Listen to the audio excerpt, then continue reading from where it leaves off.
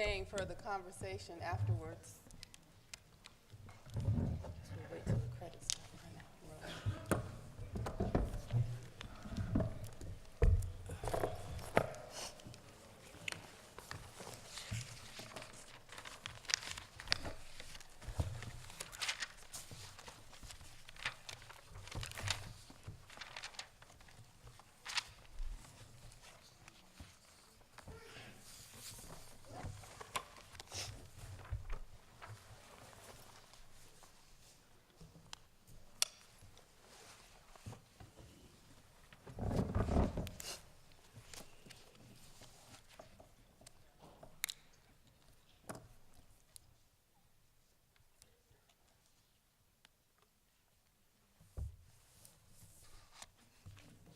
Quickly, I want to go ahead and introduce our panelists for tonight. Can everybody hear? I can't tell if the mic is on. I think that's it, yeah. Yeah, it's on. Should be. To my immediate left is Standish E. Willis, who's an attorney in Chicago specializing in criminal defense and federal rights cases, and most of his civil rights practice involves suits against police for acts of violence and civil abuse.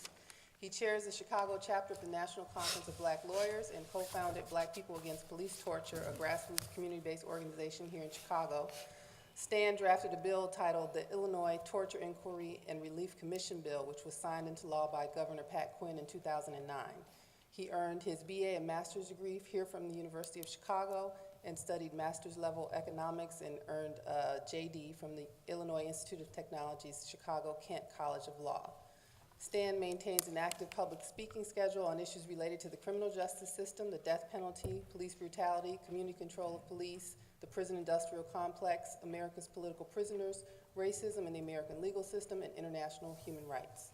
Next to Stan is Professor Joy James, who's the Presidential Professor of the Humanities and a Professor of Political Science at Williams College. She's the author of numerous books, including Shadowboxing, Representations of Black Feminist Politics, Resisting State Violence, Radicalism, Gender, and Race in U.S. Culture, and she's also the editor of the Angela Y. Davis Reader. She's currently completing a book on the prosecution of 20th century interracial rape cases, tentatively titled Memory, Shame, and Rage. She's contributed numerous articles and book chapters to journals and anthologies addressing feminist and critical race theory, democracy, and social justice, and is the curator of the Harriet Tubman Literary Circle's digital repository at the University of Texas Human Rights Archive.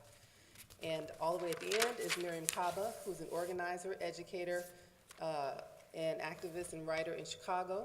Her work focuses on ending violence, dismantling the prison industrial complex, and supporting youth leadership development. She is the founder and director of Project NIA, a grassroots organization with a mission to end youth incarceration. She's also co-founded several other organizations, including the Chicago Freedom School.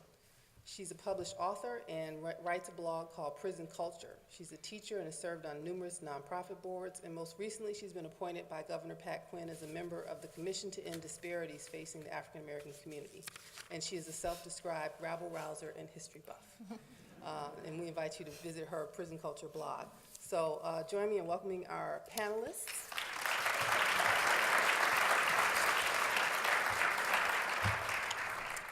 I guess I want us to start by just giving everybody a chance to give some initial reactions to the film. None of us had seen it previous to this screening, so kind of take it all in and then kind of start to talk about what some of the, thank you, to fill in, is it on? Is it on? To fill in some of the gaps surrounding the story, to kind of talk about, and also to take the story up to the present day. I had anticipated there being much more about Angela Davis's contemporary activism, and it wasn't there. So probably we'll end up doing most of our talking about some of the themes of her life that began to be defined during this period that carried on, as she alluded to at the end. So I'm just going to give you all a chance to give some initial reactions.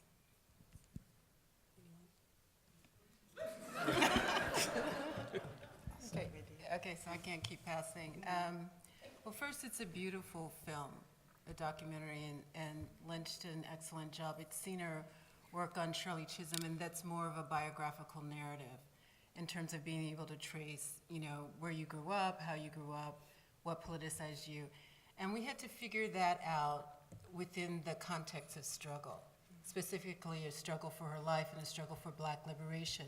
I mean, what could be added is probably the significance of Birmingham, Alabama, where she writes and talks about in other places as also being known as Bombingham because of the bombs against blacks who are moving in and desegregating.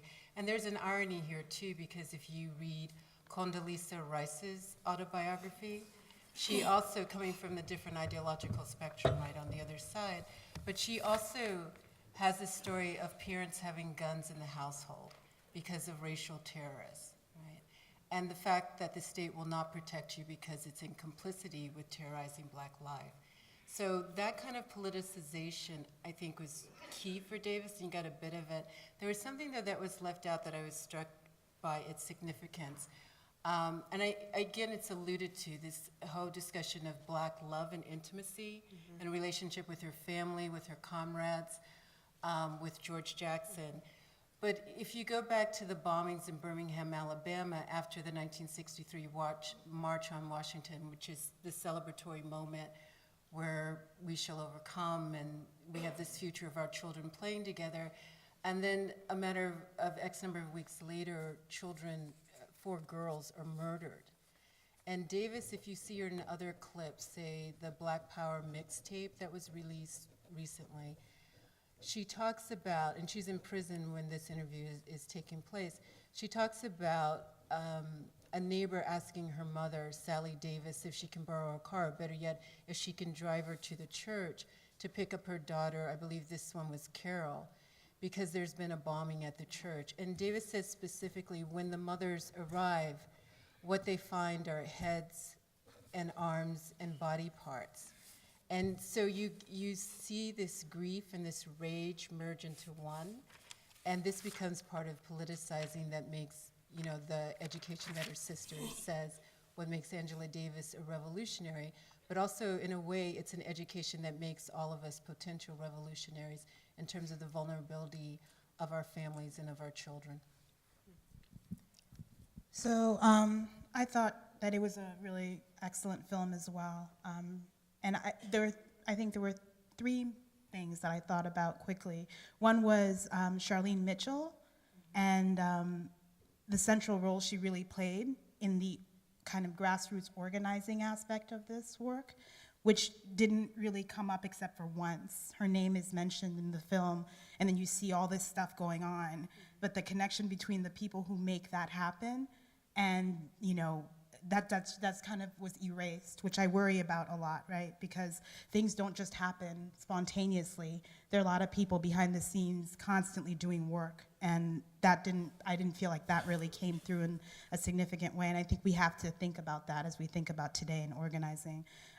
The free all political prisoners part, I thought, that was really, you know, this was a film about Angela Davis, but she herself asked that a tagline be attached to free Angela Davis and all political prisoners, right? And it's something I find really interesting in thinking about her as somebody who understood that it wasn't just about her, but it was about everybody and all of the other people who were also in the same position that she was in, is very different than when we think about free Bobby, free Huey, right? It wasn't free Bobby and all political prisoners.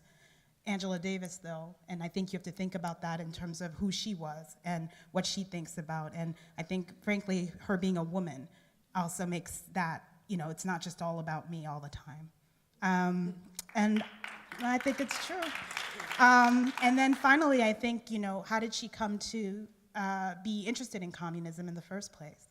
I thought that was something that really could have had at least some explanation in the film, you know, why a communist? And that's the longest affiliation she had. She's, you know, she was part of the party for over 20 years. She was part of the Black Panther Party for a year and a half. And yet, you know, it's interesting to think about kind of what the choices are around that and why that's the case. And she comes to be involved in communism really as a teenager in terms of her exposure to it and her understandings of it and beginning thinking about Marxism. That's a huge, huge part of her, a long part of her intellectual life, you know, and that I feel like should have possibly had more to be said about it. But I think, again, overall, a really powerful film, a really important film. I'm glad that it's out, and those were just 3 things that came to mind. I too thought the film was an excellent film, and it wasn't, the film caused me to think about several things that I don't think could have been included in the film, but I think could have been helpful for audience to know and understand. One thing, and you mentioned Charlene Mitchell, shortly after after the trial, I think it was 72 and 73, we organized a conference, a major conference here in Chicago. The conference was called the National Anti-Imperialist Movement in Solidarity with African Liberation. And Charlene played a very important role in organizing that conference.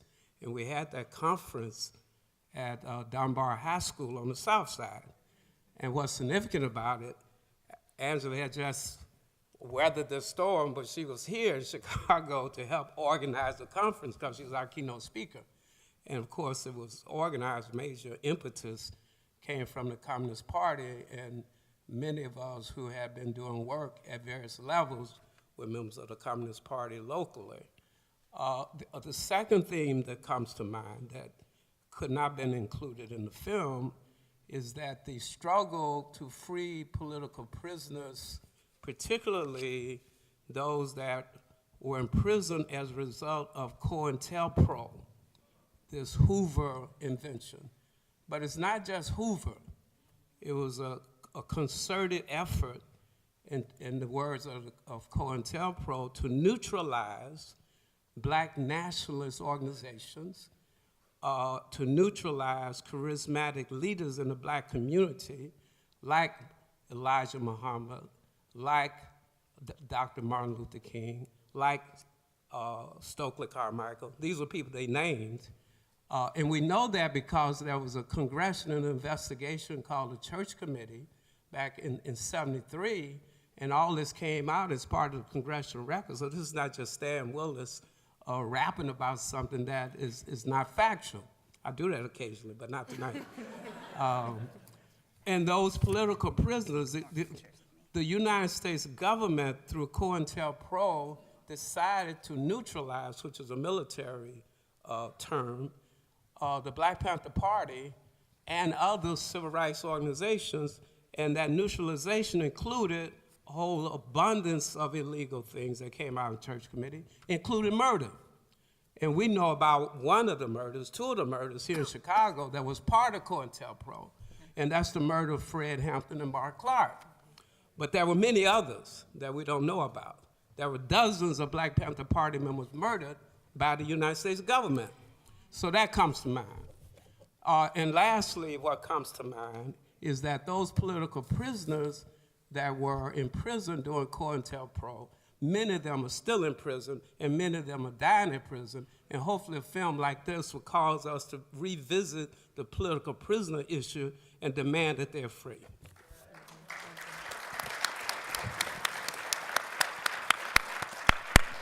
And while we're on the topic of political prisoners, maybe one of you could give us a definition, because some people, it's an assumption that everybody knows what we mean by a political prisoner, and it may also be an assumption that there's no such thing as a political prisoner in the United States context. So would somebody like to address that? I'll give it a try. We've had a lot of debate about political prisoners over the years. At least two major components that has been debated. I don't think it's necessarily resolved. It's resolved in my mind. One is political prisoner is somebody who goes to prison as a result of their political work. And we have a lot of those. Many of those are Black Panther Party members, but there are others. We had a meeting last year, a Jericho meeting. We found out there are political prisoners all over the place. We got Cuban political prisoners, the Cuban Five. But one of the developments during the years is that what about people that were not doing political work that ended up going to prison, but became political in prison, like George Jackson? Mm-hmm. So there's this debate going on, well, we can't include them, but I think we do include them, because a lot of the brothers, as we know from Attica and the Pontiac Rebellion and the recent rebellions, are politicized. And I think, in my view, we should include them because they're political prisoners now, and they're fighting for political causes, but they started their political work in prison.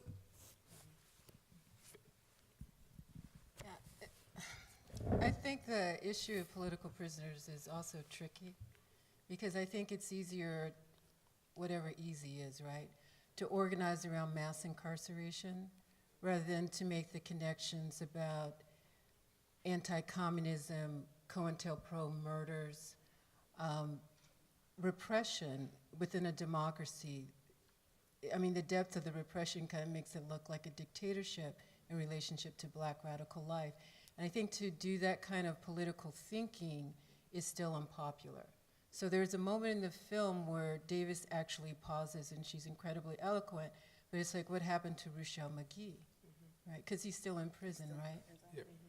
And, you know, finally, what only can be uttered is that, well, he was intransigent in terms of me separating, but in order for me to go forward with this trial and to survive, and for this documentary to be made and for us to be here tonight, Ruchell Magee had to be severed from the political process of freeing all political prisoners.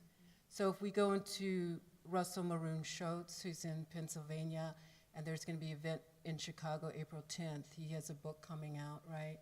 He's the only U.S. Black political prisoner that's ever escaped twice on his own. So it's different from Assata Shakur. And so that's why he was named Maroon, but he's been tortured for decades, right? So for me, it's we, me, whatever, we're in this odd moment of celebrating our gains and our achievements, but also trying not to make icons out of them, right? And not get into a celebrity trap and forget the facts that other people have laid out, that they're political prisoners in the United States, that the only ones who have received pardon, or rather clemency, have been white anti-imperialists under Clinton or Puerto Rican independentistas. And Clinton briefly considered Leonard Peltier, but nothing about Black political, like, don't even think about bringing it up. And so there's something about the criminalization, not just of Black life, but Black resistance that becomes unspeakable. I think I would also say, you know, you think of people like Zaid Shakur, who kind of try to reimagine the notion of Black people in general being political prisoners all the time, even those who went into prison for derivative crimes, because the notion being that within a country where you are basically constantly targeted, that we all in some ways are political prisoners when we get in. And so there's been that conversation as well that people have brought to the fore, and that was particularly the case in the 1970s. And you saw a lot of that, right? You saw a lot of people making those connections between the ghetto itself being a prison and that image, right, that people kind of put out there. I think it's problematic, though, in some ways to think about political prisoners because of the reasons that were mentioned by Joy about the separating out people when so many people are behind bars, and we kind of have to think about movements that need to be in place to uproot the whole thing, and that when you make celebrities out of certain people, it leaves a lot of other people behind. So I think there's a lot of conversation in groups where folks are talking about prison around what's the value of bringing some ideas and some people up, you know, maybe at the expense of others. I want to ask Joy maybe if you could talk a little bit about the connection between her scholarship and her activism. It was alluded to in the film. She talked about all the writing she did while she was in prison. If I'm not mistaken, she wrote a very seminal article, Reflections on the Role of Black Women's Role in the Community in the slave community while she was incarcerated. But can you talk a little bit more about like how that has been a continuing thing in her life in terms of what she's done research on in the academy, but also how she's translated those ideas into action? Yeah. Well, it's great that this has taken place, period, but it's also great that it's taken place within an event connected to feminist theory, because Angela Davis is a pioneering, I hate that word, but anyway, she's an influential feminist theorist, influential political theorist. And her scholarship and her activism converge, right?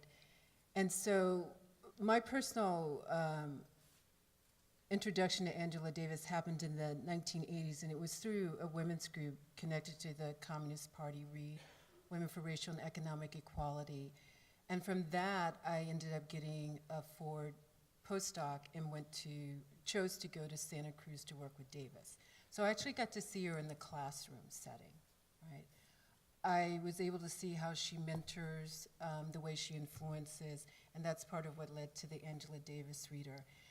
The essay that she did in prison, The Role of Black Women in Community of Slave, directly took on the construction of feminism as a white middle class or white bourgeois endeavor, in which placing oneself in the family, right, could actually be seen as a gift. So she kind of flipped the script on its head. If you're reading Betty Friedan or some of the other feminists at the time, their subjugation was within domesticity in the household.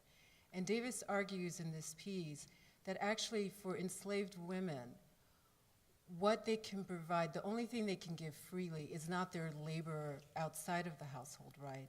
But their labor in reproducing, not as potential, more enslaved workers, but reproducing intimacy and love and connection in the family. And that's sort of what I noticed in the film itself.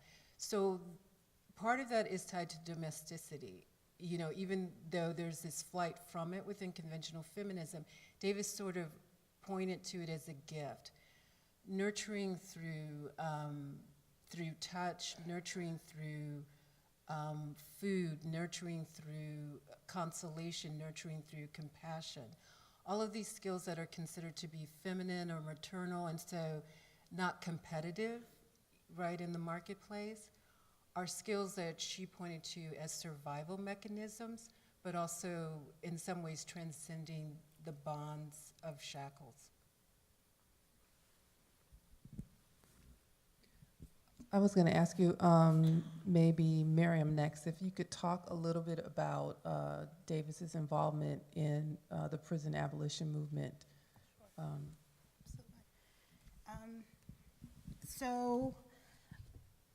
I think I came to also read Davis actually through her autobiography first when I was around 17 years old, and I didn't understand her at all. At that point, I hadn't lived anything, so I had no idea what the hell was going on. But I thought for sure a Black woman who, was writing about this period that I was really becoming fascinated with was something I needed to know and understand. It's not till later that I really began to focus a lot on her work as a feminist and kind of as an internationalist and a humanist. And so the work that she's been doing around abolition is really to help set a container for a lot of us who are trying to think through a world without prison. What would that look like? What would that mean? How do you make sense of that? She was very influential in forming Critical Resistance, an organization established, kind of launched in 1997 through a conference that happened in 1998. It kind of solidified itself. And these are, basically it's an organization that's looking to internationally think about how we get to a point of abolishing the prison industrial complex, which is defined basically as an overlapping set of interests that include government and industry, and that uses kind of surveillance, policing, and incarceration to be able to address problems that are actually problems that are social, economic, and political in nature. And she's really, through her book, Are Prisons Obsolete?, asking us to push against what we have, which Alice Walker always calls the ceiling on our brain, the notion that we can't envision anything outside of the prison as the form of accountability and punishment in the world, and that we need to be able to do that if we're actually going to be free, if we're actually going to end violence. Because at her core, she talks a lot about the notions of violence and harm as things that are incredibly detrimental to our being free. And so the interest is in trying to figure out how we address those things without relying on prisons, which are inherently racist and inherently sexist, heterosexist, classist institutions. You can't get away from that. And so because we have that as a kind of space where we're operating, that you need to think about a world without that in order to be able to really think about justice and bringing real justice. So Critical Resistance is amazing in terms of the ability that we now have, which is to create this place where those of us who've been trying to understand and think about these issues for a long time could feel at home. And that's, I think, her contribution, her thinking, her organizing has made that possible. And so if you are interested, you can go to criticalresistance.org to learn more, to see more about what that work looks like. And I think the last thing is that Critical Resistance is, and other people who would maybe see ourselves as abolitionists, think about the importance of dismantling the PIC, the importance of changing it, but then the importance of building something else to replace it. That doesn't ever leave. It's not just about dismantling what currently exists, but it's about building something else in its place, which will actually be liberatory and emancipatory and allow us to live with justice and not violence, not replicating violence with other forms of violence.